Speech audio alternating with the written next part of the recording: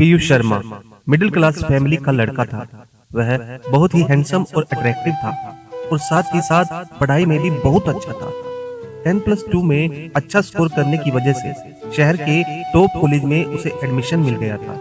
उसका दोस्त राजीव मेहता, जो कि एक बड़े फैमिली से बिलोंग करता था, उसने भी उसी कॉलेज में एडमिशन लिया था। राजीव के पिता बहुत बड़े बिजनेसमैन थे, तो उनके घर में नौकरों और गाड़ियों की कोई कमी नहीं थी। राजीव अपनी पर्सनल कार से ही कॉलेज जाता था। कॉलेज की लड़कियां खूब इम्प्रेस थी उससे। राजीव दिल का बहुत अच्छा था। वह अपने दोस्त पीयूष को भाई मानता था। उसको अपनी कार में कॉलेज लाता और घर भी छोड़ देता था। वह दोनों घंटों साथ बिताते थे। राजीव पीयूष को महंगे गिफ्ट्स भी दिया करता था। इसलिए कॉलेज में सब यही सोचते थे कि पीयूष भी बहुत अमीर है, जबकि ऐसा नहीं था। बात राजीव की बर्थडे पार्टी की है, जहां उसके बहुत सारे दोस्त आए हुए थे। उनमें से एक थी दिव्या। दिव्या को देखते ही पीयूष को उससे पहली नजर में ही प्यार हो गया था। दिव्या थी ही इतनी सुंदर, बड़ी बड़ी गहरी काली आंखें, लंबे बाल, किसी अप्सरा से कम नहीं थी वह। पीयूष थोड़ी सी हिम्मत कर उसके पास गया। वहां पर और भी लोग खड़े थे, इसलिए वह कुछ बोल ही नहीं पाया। बाद में राजीव से ही उसे पता लगा कि वह उन्हीं के कॉलेज की एक स्टूडेंट है और उसकी दोस्त भी है और अमीर माँ बाप की इकलौती बेटी है। पीयूष ने अपने मन की बात राजीव से कह दी। अब राजीव ने उनकी फ्रेंडशिप करवाने की सोची।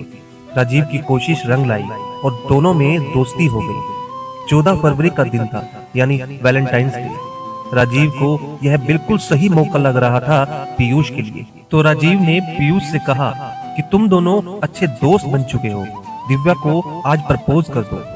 राजीव ने सारे इंतजाम पहले से ही कर रखे थे। पीयूष को बस अपने मन की बात कहनी थी। तो हिम्मत करके पीयूष ने दिव्या को वैलेंटाइंस डे के दिन प्रपोज कर ही दिया। पीयूष अट्रैक्टिव था, हैंडसम भी था और दिव्या उसे पसंद भी करने लगी थी। इसलिए दिव्या ने उसे झट से हाँ कर दी। पीयूष भी बहुत खुश था दिव्या को गर्लफ्रेंड के रूप में पाकर। उनकी जोड़ी बहुत जचती थी।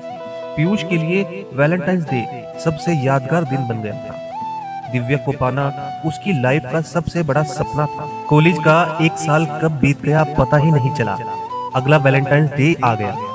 इस बार भी राजीव ने पीयूष और दिव्या के लिए अच्छे से रेस्टोरेंट में सभी अरेंजमेंट करा दिए थे और अपनी गाड़ी भी पीयूष को दे दी थी। दिव्या और पीयूष बहुत खुश थे। यह वाला वैलेंटाइंस डे भी एकदम अच्छा गया। दिव्या दिल की तो अच्छी थी, लेकिन वह मस्त मौला स्वभाव की थी। थोड़ी जिद्दी, बेपरवाह लड़की थी, किसी भी बात को सीरियसली नहीं लेती थी। वहीं दूसरी तरफ पीयूष हर बात को गंभीरता से लेने वाला, परवाह करने वाला लगता था। उसकी एक खास आदत भी थी, हर रोज डायरी लिखने की, और आज तो उसने कई पन्ने लिखकर भर दिए थे। कॉलेज खत्म हो चुका था।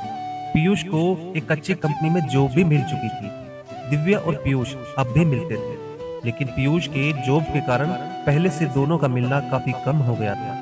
एक दिन जब दोनों मिले तो पीयूष ने दिव्या से शादी करने की बात कही, लेकिन दिव्या का जवाब सुनकर वह हैरान रह गया। उसने कहा, मुझे लाइफ में बहुत कुछ करना है। मैं स्टडी के लिए लंदन जा रही हूँ। हम दोनों का स्टेटस मैच नहीं करते।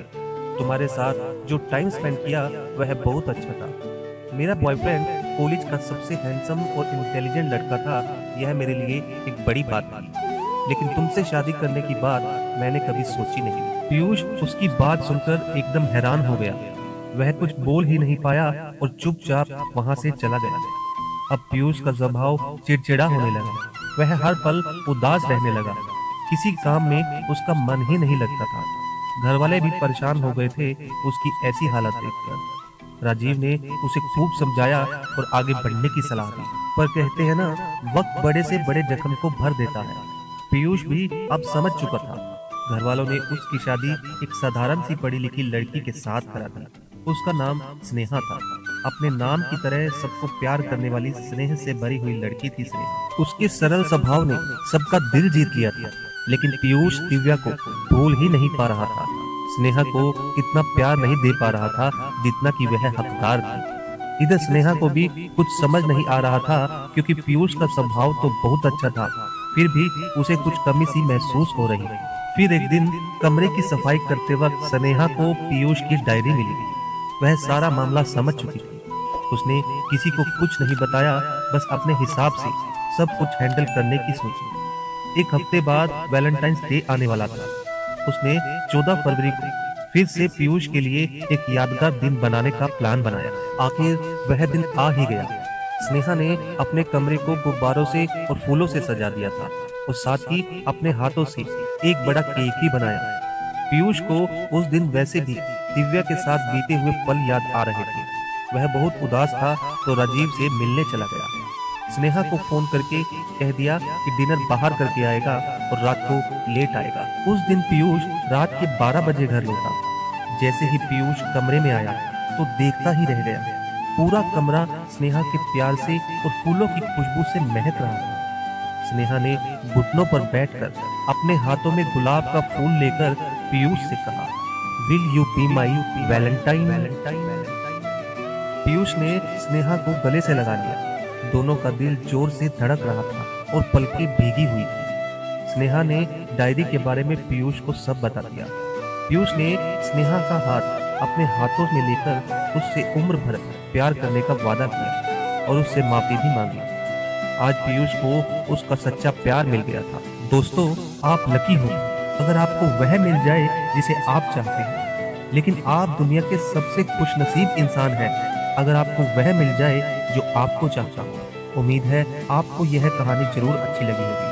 अगर अच्छी लगे तो कमेंट करें और शेयर भी जरूर करें। और अगर हमारे चैनल पर नए हैं तो हमारे चैनल को सब्सक्राइब भी जरूर करें। धन्यवाद।